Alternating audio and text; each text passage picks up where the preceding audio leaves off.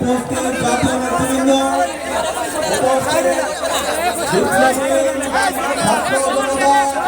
উপস্থিত সাংবাদিক বন্ধুগণ, আসসালামু আলাইকুম ওয়া রাহমাতুল্লাহি ওয়া বারাকাতুহু।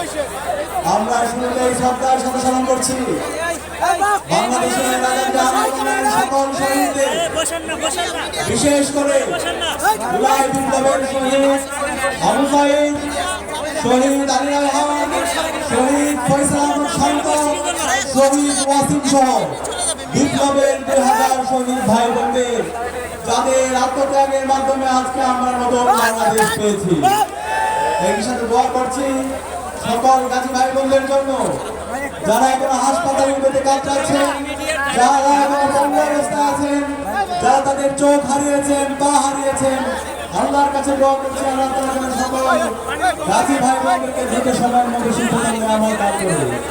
এই সাথে শ্রদ্ধার সাথে স্মরণ করছি আধিপত্যবাদের বিরুদ্ধে, আগ্রাসনের বিরুদ্ধে যিনি সব সময় বলিষ্ঠ কণ্ঠস্বর ছিলেন, যিনি সব সময় ইনসাফের পক্ষে কথা বলেছেন, আমাদের সহযোদ্ধা শহীদ শরীফ ওসমান হাদিকে, শহীদ শরীফ ওসমান হাদির যে লড়াই, সেই লড়াই হচ্ছে আমাদের লড়াই।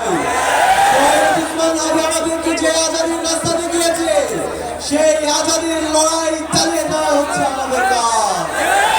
সংগ্রামের উপস্থিতি, আজকে যে জুলাইয়ের উপর ভিত্তি করে যে শহীদদের আত্মত্যাগের মাধ্যমে আজকে আমরা নতুন বাংলাদেশ পেয়েছি, আজকে যে নির্বাচন হয়েছে, সেই নির্বাচন নিয়ে অনেক প্রশ্ন আছে।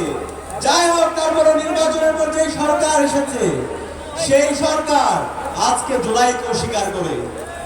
আজকে আমরা সেই দলের ইতিহাস দেখতে পাই, তারা সবসময় এই জাতির সাথে প্রতারণাই করেছে। ৭৫-এর যে বিপ্লবী ছিল, সেই বিপ্লবের ফসল তারা ঘরে তুলে গেছে, বিপ্লবীদের সাথে তারা প্রতারণা করেছে। ৯০-এর গণ অভ্যুত্থান পরবর্তী বিপ্লবীদের সাথে তারা প্রতারণা করেছে।